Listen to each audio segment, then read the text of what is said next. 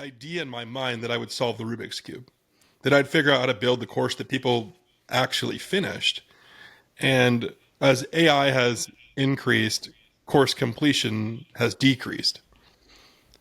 As courses have been produced faster and cheaper and easier, the quality of courses have gone down. The market has become flooded with courses, and so now you see course completion rates that sit 5, maybe 7% on average. 93 out of 100 people who sign up for a course, a self-paced marketplace course, never finish it. I think it took me a few years before I realized that moving courses online was not about just doing them differently. It was about doing them better. It was that with the addition of technology, we actually have an ability to do things that we couldn't do in a classroom, and to create a more engaging, more immersive, more almost addicting experience by the time you get this far into it. I have a client who makes $200,000 a year on a course, which takes 48 hours a year of his time. Sounds like a good deal. Yeah. And the entire course it was recorded in 720p on a webcam. Those are the physical items like the mic and all that stuff. And then software, do you have to invest heavily in software? Or is there platforms out there that you recommend that somebody can easily get a course up, create the content? You got your Zoom, however you create that content, now you just drop it in somewhere and then set up the payments. I think at a base level, I think a lot of people ask this question of which online platform is best. And the reality is the best platform. Like my father would say, if I asked my father, which version of the Bible is the best? And he would say the one you're going to read. Yeah, right. Like which gym is best? The one you're going to go to. Which online platform is best? The one that you're actually going to use. Hi, I'm Matt Levenhagen, founder of Unified Web Design, Unified Plugins, and your host of the Builders Podcast. Here on the Builders, our goal is to uncover the first principles behind building businesses, products, and services. If you're new here, don't forget to subscribe or follow wherever you're listening. And if you find value in our content, a like, share, or review is always appreciated. Let's dive in and explore the roots of innovation and progress together. Hello, everybody. Welcome to another The Builders. Today, we are joined by Nathan Werner. Welcome to the show, Nathan. Thanks, Matt. Thanks for having me. Excited. I'm excited, too. I love talking about courses, and that's what we're going to be talking about today. Now, Nathan is a builder of courses that goes way back into the early 2000s, you said? Yeah, building courses since 2007, long before it was cool. Long before it was cool. Yeah. I was building courses back probably between 2005 and 10. In those years, I was building courses. I don't remember what we even built them with. I think we had like various CMSs back then. WordPress, probably a little bit there. We didn't have all the video and all the fancy tools we have today, but so on the Builders, we first want to get to know you a little bit. If you want to take just a few minutes and introduce yourself a little bit more and what that journey looked like to find yourself doing courses today. Kind of an unlikely start. I failed 6 online courses in a row and got kicked out of school. Okay. And in that moment, you would think logically a career building online courses would be the least likely thing one would commit to. And yet I had to understand it. I had to figure out, I was a smart kid. I mean, later I went on, I had a 4.0 in grad school. I've been a professor now since 2015. And yet I was a terrible online learner. And so as I started to figure out more into that, I looked into it. I realized that I was normal. That online courses, people get really, really excited about this idea, this information to solve this problem that you have in your life, in your business. And then your brain begins to lie to you. The second you sign up for a course, your brain tells you that you've already made progress towards your goal simply by signing up for the course or buying the course. And consistently through the years, I've seen 10% of people who sign up or buy courses never even open them one time. And this is true. The course is $1,000. You'll see the same thing. And so through the years, I learned the ropes. I started building courses, but it was always this idea in my mind that I would solve the Rubik's Cube, that I'd figure out how to build the course that people actually finished. And as AI has increased, course completion has decreased. As courses have been produced faster and cheaper and easier, the quality of courses have gone down. The market has become flooded with courses. And so now you see course completion rates that sit 5, maybe 7% on average. 93 out of 100 people who sign up for a course, a self-paced marketplace course, never finish it. And yet businesses are spending time and money to build more courses and more courses and more courses because they've been told or believed or assumed that success in courses was measured by course sales and signups. That's such a small part of the story. When you succeed at those metrics and 93% of people never finish, those are 93 people out of 100 who never give you another dollar, who never ask you about your other products, services, and offers, who never write you referrals and recommendations, and never become champions and evangelists for your brand. So interesting. So you're saying that like courses are kind of a doorway into doing more with the people that take your course, and if they never start or they barely get into it, they're never going to do anything else with you. Yeah, there's part of the positioning of courses is often that it's passive income. It's something that just sort of, it's a grandfather clock that you wind up and it just keeps perpetually going and making money. The challenge is for most of us, a course we sell is less than $1,000. And it's a desire for us to build relationships, to talk about higher and longer offers that we have. Right. And so course completions become critically important if that's the plan. And we have to, one of the questions that nobody asks is, what do people do at the end of my course? What is the completion, right? They've just invested their time and or their money in using my course to pursue their goal. They've completed it, which makes them, I guess we'll just call it an anomaly. And now most people aren't even making an offer for what's next. And so it's two problems to solve. It's lots of problems to solve, but two chiefly among them are, how do I make great courses that solve specific problems and through a series of gamifications and human psychology get people to finish them? And then at the end of that, how do I ascend them into my other offers? Knowing that, HubSpot says that the first dollar from a new client is 16 times more expensive than the rest of them. So the easiest people to get money from are people that are already giving you money.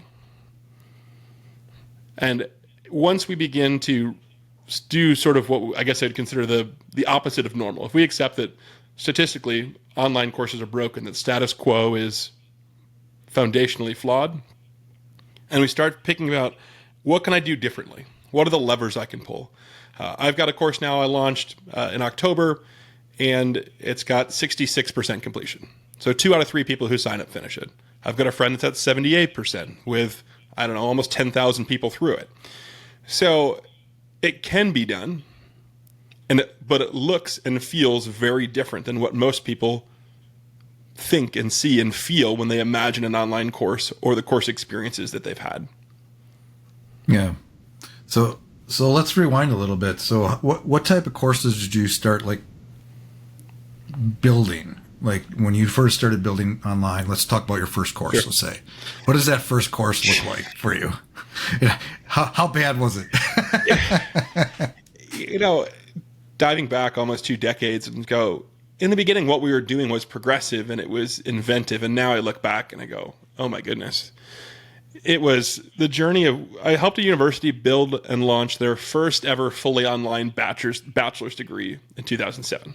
Oh, cool. And this was a very new thing. There wasn't yet these big University of Phoenixes and Southern New Hampshire and Liberty and some of these massive online schools.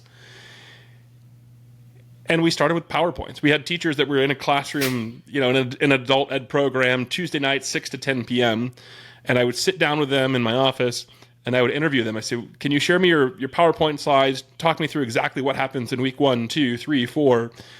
And I would condense, multiple 4-hour teaching sessions into a course. And they were not excited about it. It would have been an administrative decision that this is what we are doing, and to dance through that. But if I look back, the courses themselves, there wasn't any focus on completions. There wasn't any focus on the user experience. There wasn't any focus on rewards. One of the greatest challenges. It was just content. Yeah. Yeah. It was just content. It was a fire hose. Yeah. And it was this desire to just take what we were doing in a face-to-face teaching scenario and duplicate it. There was no thought of the fact that I think it took me a few years before I realized that moving courses online was not about just doing them differently. It was about doing them better. It was that with the addition of technology, we actually have an ability to do things that we couldn't do in a classroom, and to create a more engaging, more immersive, more almost addicting experience by the time you get this far into it. Okay, so you're taking lessons from Facebook to get you addicted to social media. Wow. You mean candidly, yeah. Yeah. Right. Instead of like, because as Facebook, if you think about a community, you can do it better online because why can you do it better online? Because you have more data, you have more ability to customize it, and there's no backseat in the online classroom. So in a traditional classroom, people like me who are immediate external processors, so people whose mouth moves before their brain, which has gotten me in plenty of trouble, but we dominate classrooms, we dominate conference rooms because we think out loud immediately. And so we minimize the oftentimes higher quality contributions that come from people who think before they speak and may not have the confidence or desire to be heard and seen in that physical environment. In the online space, academia or otherwise, there's no back seat in that classroom. There's no back row. There is no hiding. You're all on an even plane. Right. That makes sense. Lessons from Facebook. Oh my goodness.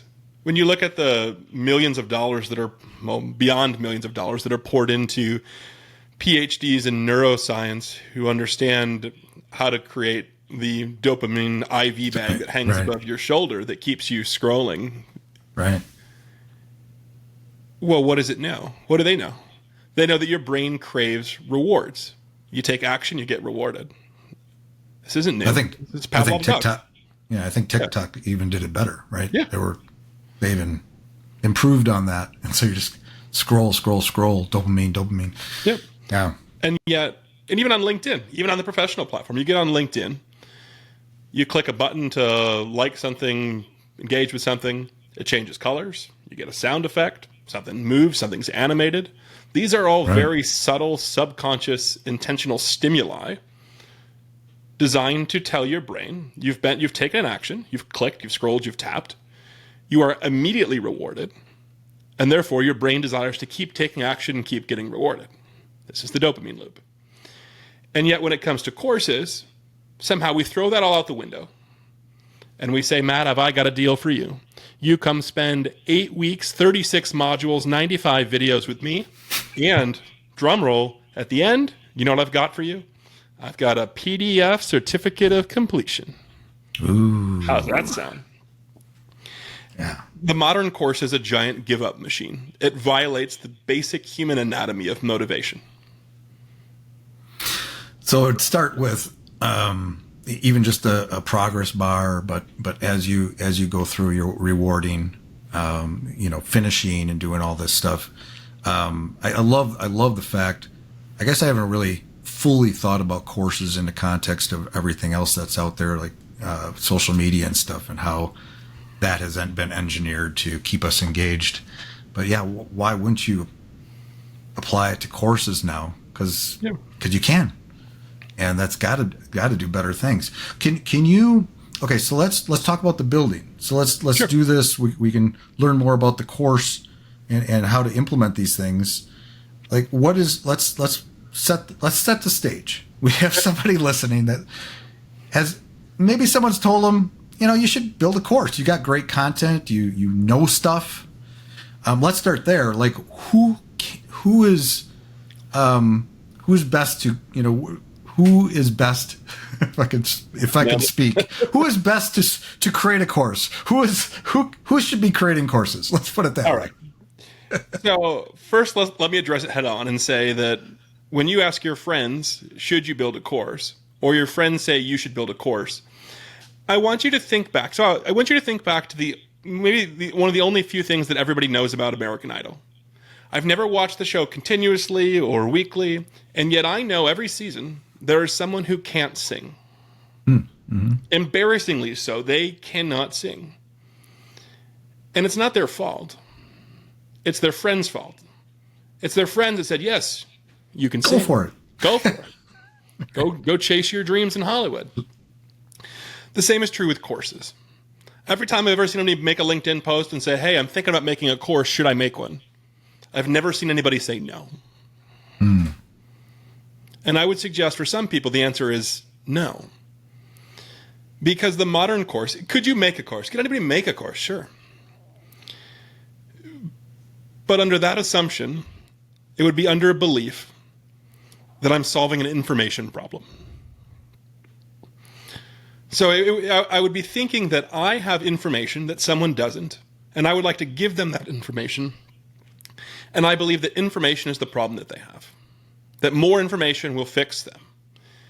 And yet, if I look at personal finance, if I look at personal fitness, if I look at industries that oftentimes are very crowded spaces for business, do we really think that people have an information shortage?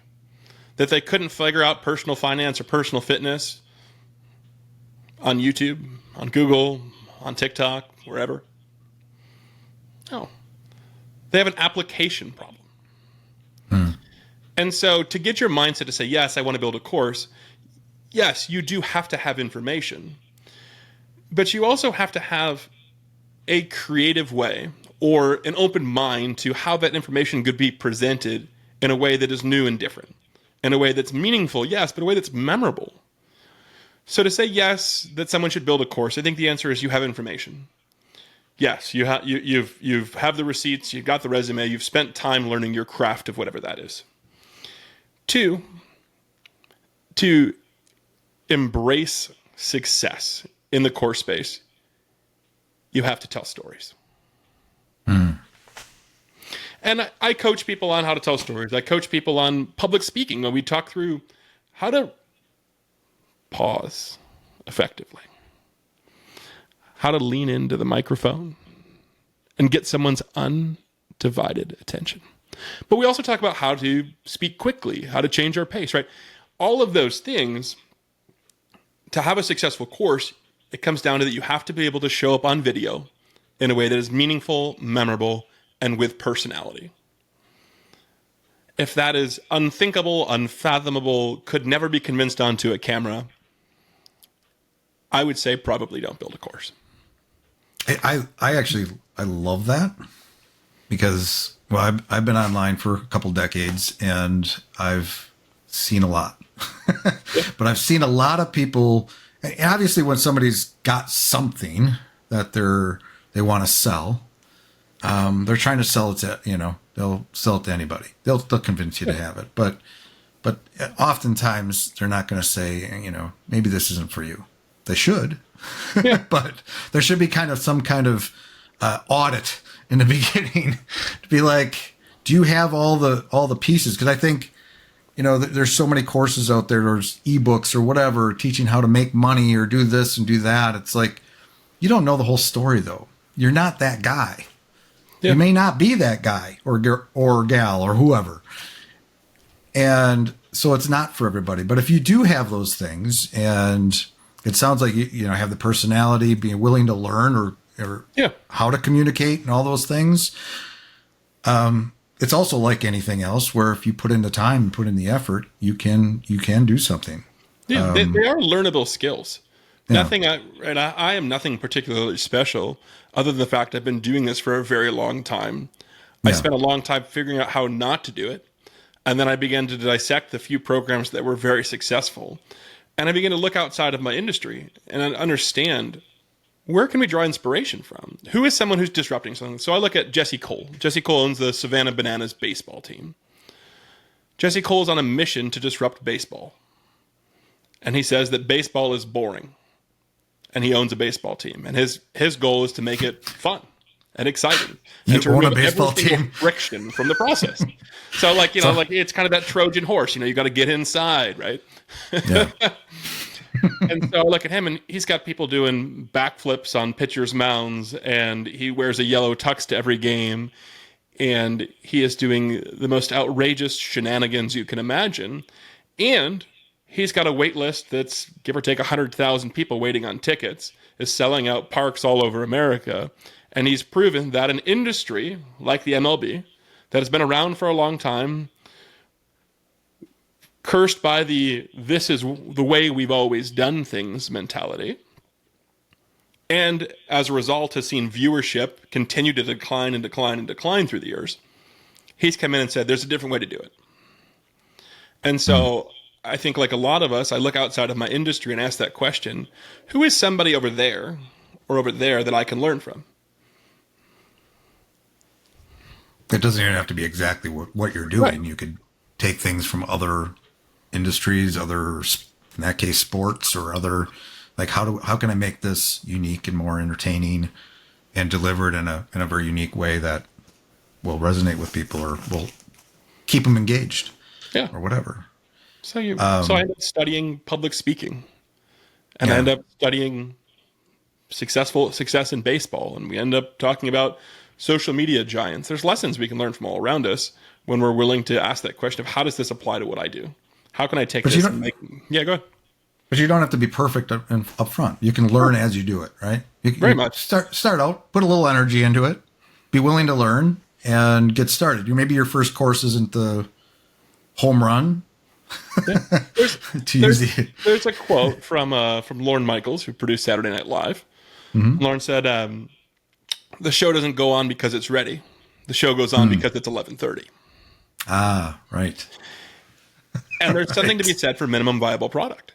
Yeah. There's something to be said for the best 99% of the best course ideas amount to nothing because they never get finished and they never get shipped. Yeah, and it's something then once it is shipped, you can iterate on it. You can improve it as well. It's not static. Courses don't need to be static. No. You can add on to it, add modules, or change how a course is delivered over time as you improve. But the course that sits for a lot of people, I meet creators who say, hey, I've got a 100-day course sitting in Canva. I say, how much money has it made you sitting in Canva? Oh, it's sitting in Notion. It's in a Google Doc. It's on a notepad. How much money has it made? How much has that helped you? How much has that helped you give back to help others? Excuse the interruption, but I'd like to take a quick moment to thank the sponsors of the Builders Podcast, Unified Web Design and Unified Plugins. At Unified Web Design, we specialize in crafting custom websites and providing comprehensive design and development solutions to help businesses build a strong online presence. Unified Plugins offers a suite of WordPress tools designed to help you create beautiful websites, enhance functionality, and drive conversions. Explore how these services can elevate your digital projects by visiting unifiedwebdesign.com and unifiedplugins.com. Now back to our program. I've seen people, launch a course that isn't done. Yeah. They might have the first 3 modules. Let's see how it does. And then they're scrambling to do it. They know they have 3 weeks because there's one delivered each week. So I just have to stay ahead of it. I've played that game with myself and with clients. And there's essentially 2 kinds of courses. So there are self-paced courses that are on their own timeline. And then there are what I would call a companion course, for lack of sexier name. And a companion course takes a live component. So say that there's a once a week Zoom or every other week, once a month, whatever. There's a set schedule the course runs on, and there's a live component that pairs with it. In those, sometimes the first time, and the reason that works, and I know it sounds a little crazy to build the plane while it flies. Nobody wants to do it, but it happens all the time. And the people in the class, when it's done right, don't even know. Yeah, right. And the course ends up better because you are gaining feedback from external as it progresses, and that's informing how you build the rest of it. And the best part as the creator is you got paid. You got paid to build the course. So most people spend months and months and thousands or tens of thousands of dollars building courses and then hope they sell. Right. Whereas in that other model, in the build as you go model, if you have the right positioning, you get paid up front and get paid to build that course. Yeah. But you have to know your audience. Yeah. And the second part of the course, and I just wanted to kind of make a note here on something you said. You talk about this waiting for the drip of, hey, this is an 8-week course, and so you need 8 weeks to build it. You need 8 weeks to take it. As I share the idea of doing the opposite of normal, I remember working with a creator, and he had that structure. And people would get really, really frustrated that they would finish a week and then wait. The number one force that will move course completion rates, the eighth wonder of the world, is human motivation. It's human momentum. How do I take the momentum that someone built and carry it? Because it's a gas gauge, right? It's always dropping. Your momentum for this activity is always dropping. And it starts on the very first page. You go to the sign up page, the registration page, you put in your details, maybe you put in your credit card, you click sign up. What's your next step? Hopefully to get started. Yeah, but where do you go? What's the instruction? Always go to your Click email this box. button. Yeah, go to your inbox. Yeah. Go to your inbox. Yeah. Click refresh. Check spam. Click refresh. Check spam. I've just lost 10% of people who signed up in that simple action. So you were on my sales page. You read my copy. You watched my videos. You saw my social proof. You committed your time and or your money to this course. And my very first thing I did was take your momentum and I redirected it to the house of distractions. Yeah. Right. So instead, from the sign up page, I redirect directly into the course immediately. In that moment, you have your highest momentum you've ever had for this endeavor. Let's keep going. Within the first few seconds, you've been rewarded. You've been surprised. We're dripping. We're going. Momentum is the number one thing you have to figure out. So you're saying that waiting a week for the next thing is a long period of time, and by the time the next week comes, you're probably looking at another course or something. How did we used to watch TV? You'd finish the show, and they'd say, come back next Tuesday at 9 p.m. I remember watching 24 when it first came out. Right. Gotta wait for the next hour in a week. And instead, what do we do now? So when you talk about learning from outside of our industry, how does Netflix, Paramount, Prime Video, Hulu, how does it all work? It's designed to binge. Binge, right? And it does that. When you finish an episode, that progress bar goes into the next one. Oh, even YouTube and stuff. Yep. Well, I'm a consumer of YouTube. I love YouTube. Always have, but there's so many channels where you can see which ones you've watched. So you scroll down, and if you want to watch them all, get caught up or whatever, and you just love seeing just the bar filled out. Yeah. Just that little bit of a dopamine hit. It's what's called the Zeigarnik effect. Yeah. The Zeigarnik effect is an effect that says it's very hard for your brain to leave micro tasks undone. So when you can clearly see the next task in front of you, you understand it, and it's small enough that it doesn't overwhelm you, it becomes very, very hard for you to stop. And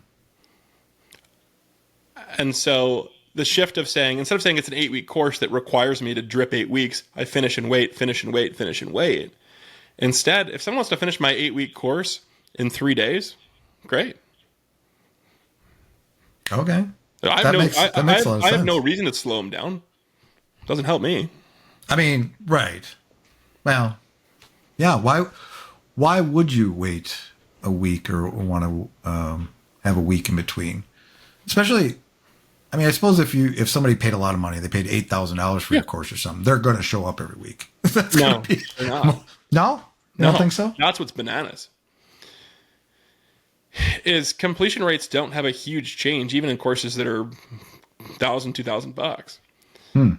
People start them because it wasn't about the course. It was never about the course. I don't buy a course. I don't hire a coach. I don't hire a consultant. I have a problem, or I have a gap between who I am and who I want to be, or where my business is and where I want it to be. And I see this course, coach, or consultant as a way to increase my speed, clarity, or confidence towards that goal. I'm looking for a shortcut. And so the cycle is the same regardless of the investment.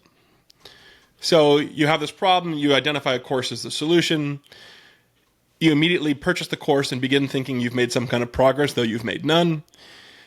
And you'll log in, and if it's in a normal scenario, you will see, oh my goodness, there's so much value here. There's so many videos. There's so much content. This was so worth my money. Mm-hmm. And I know that they gave me, if it was $8,000, I know they gave me $400,000 worth of BS bonuses Right. that I'm never going to open. Though I lied to myself on the sell page when it gave me the calculator of how it gave me, $20 for every dollar I spent. We both know we're never going to open those ebooks. I don't know where to find the audiobook. At least 3 of these links are going to be broken, right? And I'm going to be sent just piles of emails that I will never open, full of freebies that I committed to. And then we'll face what's called the half-life of enthusiasm. For every day that item sits in your inbox and you don't open it, you are 50% less likely to open it. Mm.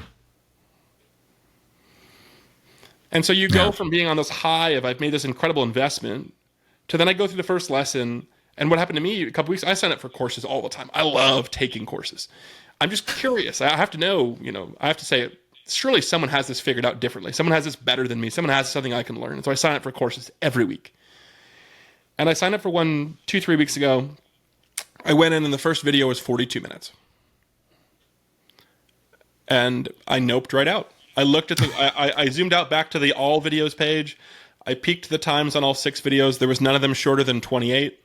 And I said, I don't have time for this. But had that first video been 20 seconds or 3 minutes, I would have built momentum. Right. I would have gotten to know, like, and trust this author. And I would have been excited to see what came next.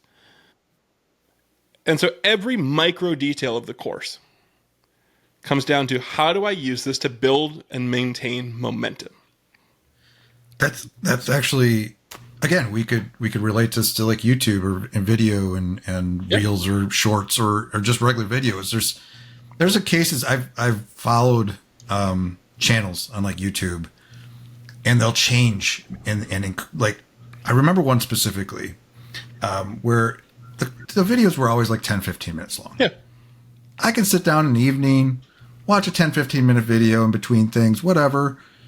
Great. And then suddenly they started releasing 25, 30 minutes, 40 minute videos. I don't watch them anymore. You have to plan for that. I need a big chunk of time for that. There's a binge ceiling about what I like.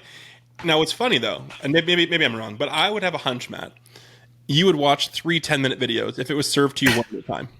Exactly. Yeah. And it's like at night too. Like, I'm on YouTube a lot. Yeah. But I'll watch the longer videos, and right about 5, 10, 15 minutes before bed, I move over to reels because now I got 10, 20, 30 seconds, 40 seconds. For 90 minutes. Yeah. But it's that, but it is right. Exactly. It still might add up. Yeah. But yeah, breaking it into chunks like that psychologically, I think is a big lesson there. Pulling it out of there. Yeah. Cause there are situations where it just seems overwhelming to dive into something. And it actually serves the end user better.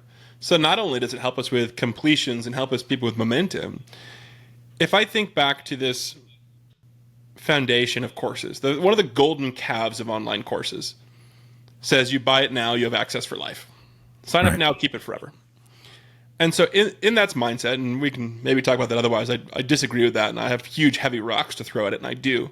But in that mindset, if I do assume that people want to have access for life, continually come back to this, they don't want to scrub through a 42-minute video to find a single principle, a single point, a single framework.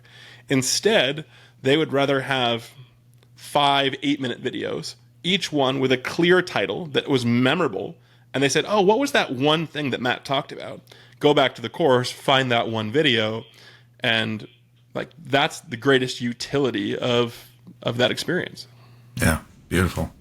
Okay, so we got the rewind a little bit here. We got the idea. You're made for this. You should be building courses, or at least you give it a try. You'll figure out pretty quick if you like courses.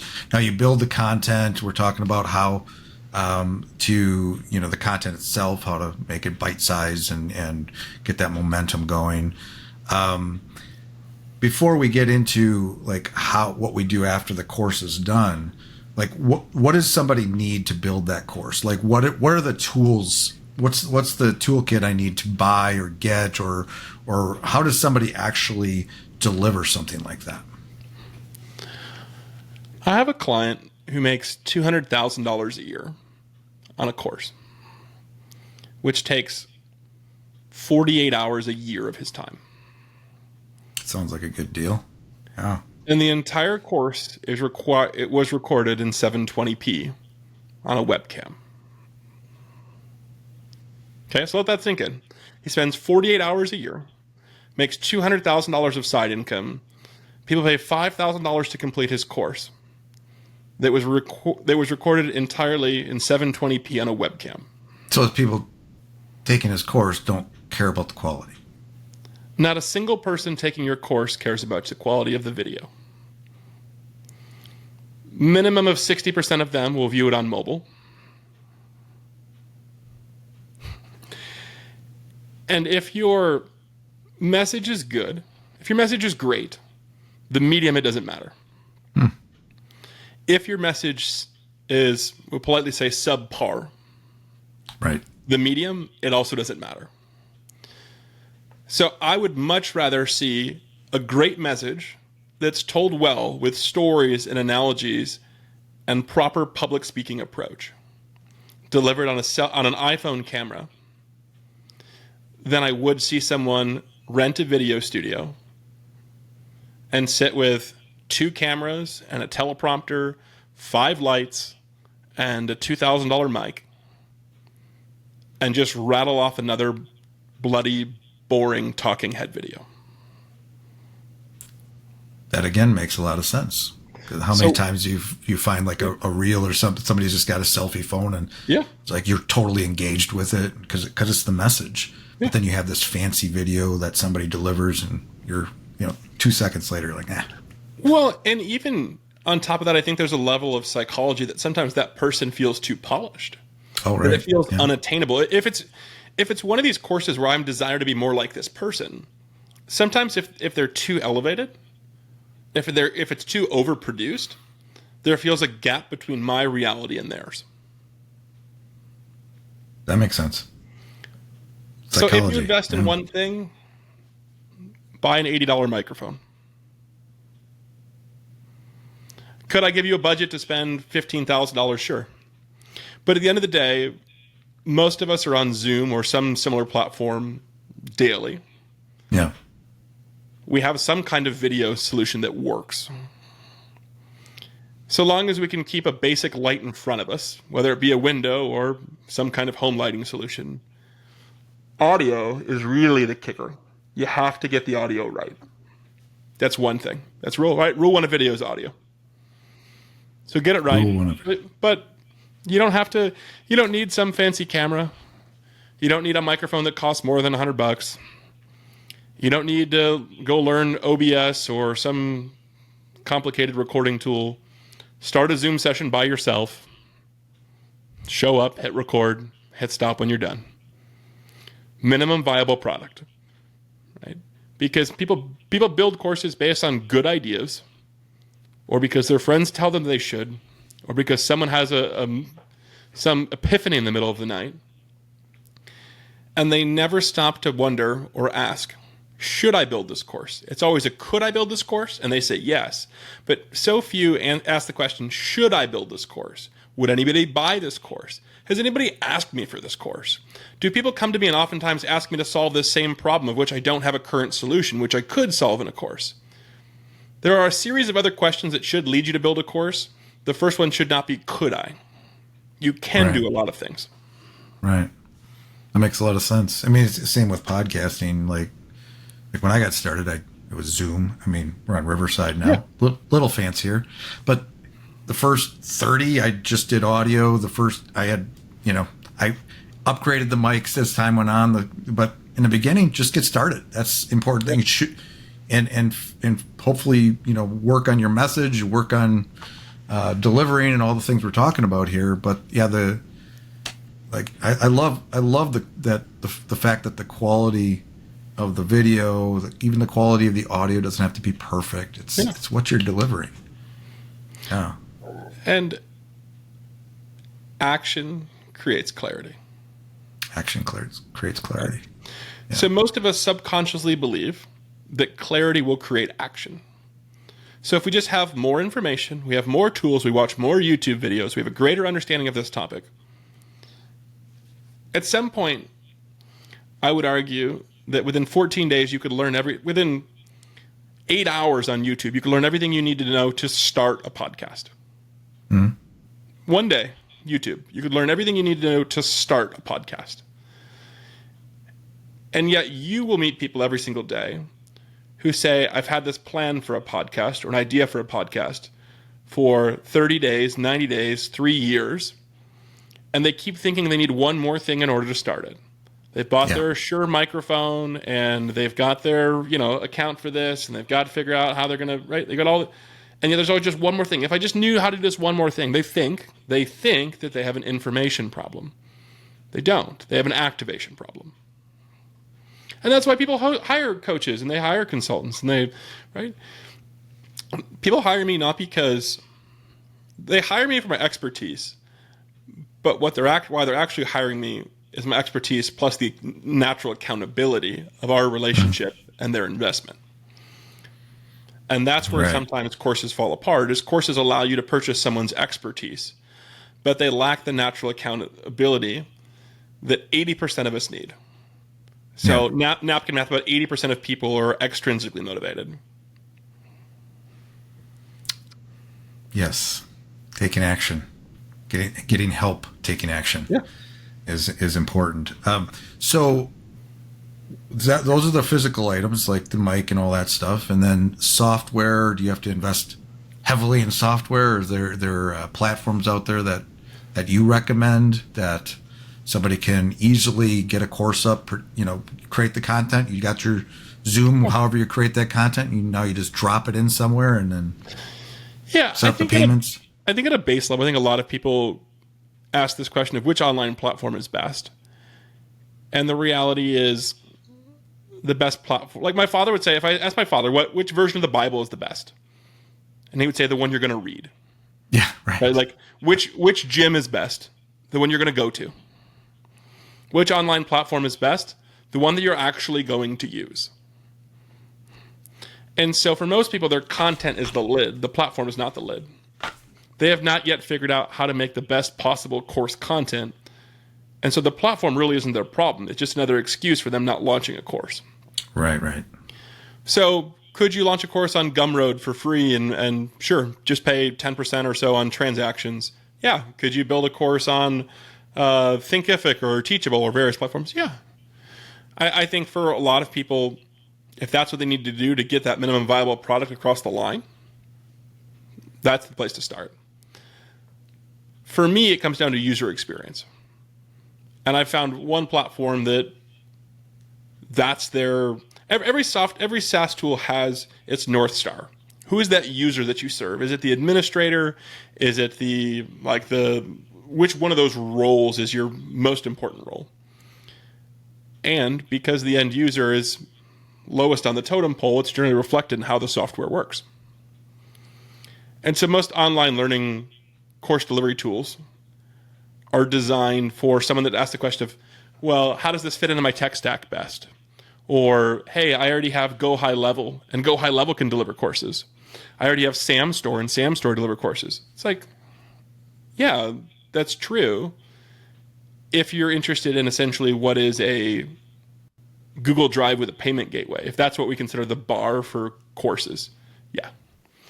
For those of us that are interested in breaking the rules and beginning to do everything differently, I went out on a limb and I found the most heavily gamified user experience based platform. So the question is, how do I, if for me, Momentum is my chief drive, I signed on with Experientify, which is a really clunky, hilarious name, but they named their platform after the word experience because they said all of these other platforms, these thousands of learning management systems, they're info product. They call themselves info products for a reason. We don't want to be an information product. We want to be an experience product. We want to be an experience product. That makes a lot. Well, I mean, it fits into everything we've talked about because that should be the goal. Isn't just collecting money. The goal is making an experience and building that momentum and getting people to the end of the course. Which at the end of the course too, there has to be a goal, like a next step, or an action piece, or some way to. It sounds like during your course, you're also doing some, what do you call an alternative course or something like that, where maybe a live thing or other things you're doing with the course. But at the end, too, there has to be some kind of call to action to take somebody to the next step. Yeah. And that's for their good. That's not even for you and your business. The reality is that this person you've helped them solve a problem in their life or business, and they want to continue to grow. If you don't make them an offer, you're doing them a disservice. You are a trusted advisor. They know you, like you, trust you. You've given them you've shown your proven ability to help them fix a problem they've had, oftentimes for a long time. How do you not make them an offer? Right. Let alone the math of, hey, the easiest person to get money from is a person who's already given you money. And so, it is an offer, and it's a limited time offer. There has to be urgency to take action. And we needed to keep that momentum that they have and continue it forward. I talked to a course creator that had a course that was doing $4,000 a day. So they were doing $1.25 million a year on a single course, which is, to most of us, is like, wow, that's insane. I couldn't even imagine. But when we sit down and we talk about the numbers on it, I asked about their completion rate. It was 10%. And that was the only course in the ecosystem. And so the amount of money you spend, what is your cost of customer acquisition to find people for 10% of them to finish your course, and then to not have an offer for those 10% and just continue to churn all day, every day. And so alternatively, what if we look at that business? What if we make the course better? What if we move it to a different learning management system that is gamified and as addicting as learning can be, that creates constant rewards? What if we rethink the content and bring it into microcycles? What if we do a better job of delivering it with stories and analogies? What if we make the videos shorter? What if we create sexy open loop titles for all of our videos? Like we do on YouTube. We know that title, we know that thumbnail is so important. And yet we create courses and we lose track of the fact that I have to continue to earn someone's attention and re-earn it over and over and over again. They're never fully bought in. And so instead of titling that video, the 4 laws of transformation, which nobody's excited to click on, you title that video, the law of the first iguana. Well, I have to click that, right? And you move all these levers. And now say this, even if you move that person from 10% completion to 40%, right? Let's not shoot for the moon. Let's just say, honestly, we could 4x the completion rates. Now I've got 40% of people through the course. And now I make them an offer that says, hey, I've got this premium course that's only available to people who've completed the first one that was $400. This second one is usually $2,000. I'll sell it to you for $1,195. You got 48 hours to sort it out. It's not costing me any more money in ads. I'm not hunting cold traffic. I'm taking the 4 out of 10 people that finish this, and I'm making them an offer to continue to invest in themselves.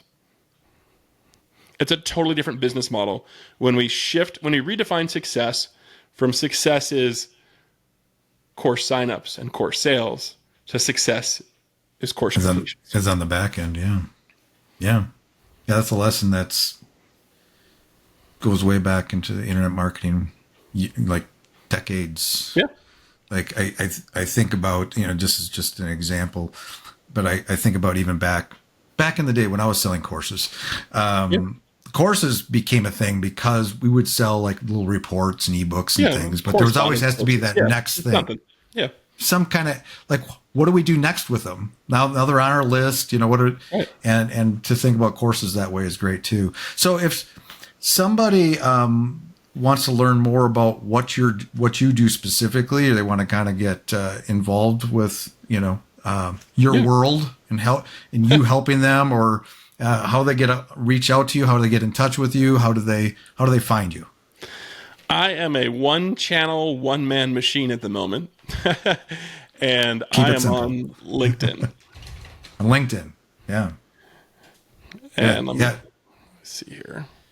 I was just going to find my LinkedIn URL. LinkedIn's awesome. Yeah. I'm LinkedIn.com, and I'm Warner Nathan. There we go. I was going to say, you're at LinkedIn.com? Wow.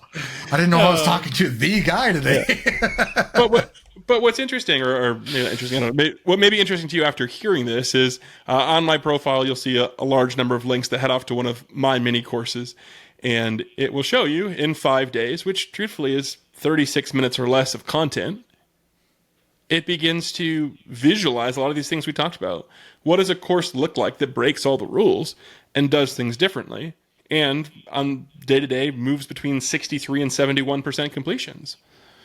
It's a very different playbook. That's a smart next action. Get somebody actually seeing what we talked about today, see it actually in the wild, working.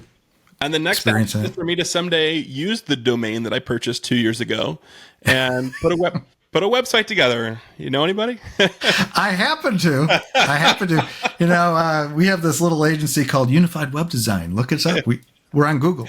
Oh, awesome. Well, it's been a real pleasure, Nathan. I appreciate. We went kind of long here. Not too bad. We're only around 50 minutes.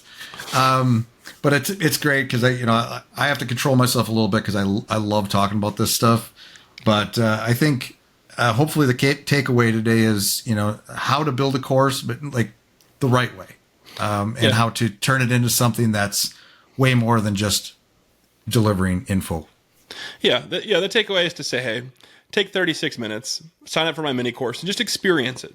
Just go into it and say, because not only will you see it as a model home, but the entire course is focused on how do you create videos for an online course.